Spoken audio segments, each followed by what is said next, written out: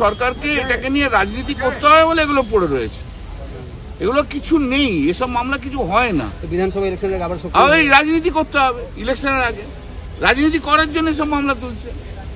ওরা নিজেরাও জানে মামলায় কিছু নেই, এটা বাজার গরম করো। বিজেপির তো আর কিছু নেই, কিচ্ছু নেই বিজেপি পশ্চিমবাংলায়।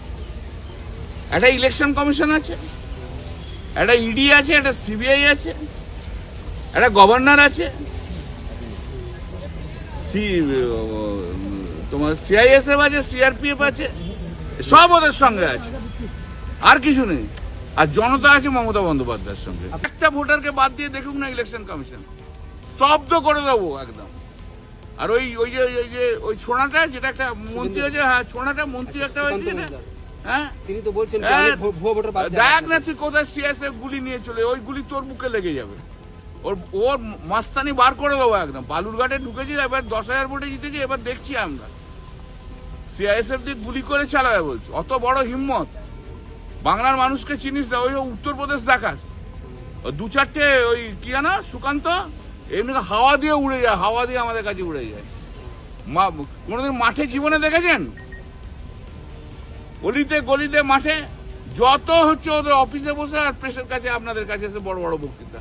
আয় না একবার বক্তৃতা দিতে আমাদের এখানে, আয় তুই শ্রীরামপুরে বলবি, আয়, তারপর তুই ঘরে ফিরে যাস। উনি দুই দোকানি করেছিলেন, সেটা ওনার শিক্ষা। উনি কার কাছ থেকে শিক্ষা পেয়েছেন সেই শিক্ষা নিয়ে উনি আমাকে দুই দোকানি করেছেন। আজকে আমি ওনার মন্ত্র দিয়ে ওনাকে বলছি, কল্যাণ কল্যাণ ডাক পারি, কল্যাণ গেল কার বাড়ি? বুঝতে পারা যাচ্ছে না তো, পেয়েছেন? কালকে এত বড় বড় কথা বললো যে সুকান্ত মজুমদার এসে ভাষণ দিয়ে আর বেরোতে দেবো না, এত দম, এই করবো, হ্যান করবো, ত্যান করবো।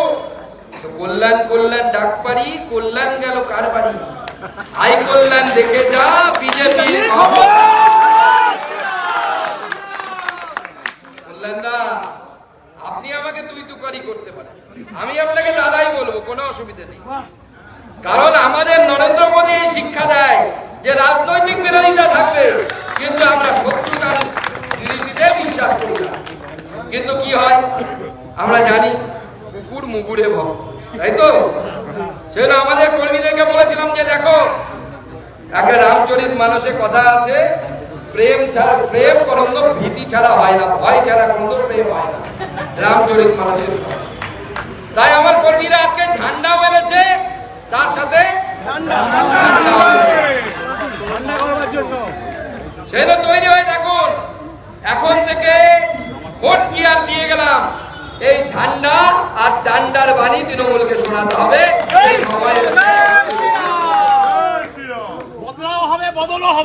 আমরা ভেবেছিলাম আজকে যে কল্যাণদা দাঁড়িয়ে থাকবেন হাতে বন্দুক, বাজুকা, কামান টামান নিয়ে, দেখতে পেলাম না। আমি তখন বারবার রাস্তার চারদিকে আস্তে আস্তে দেখছিলাম, কোথায় কল্যাণদা, কোথায়?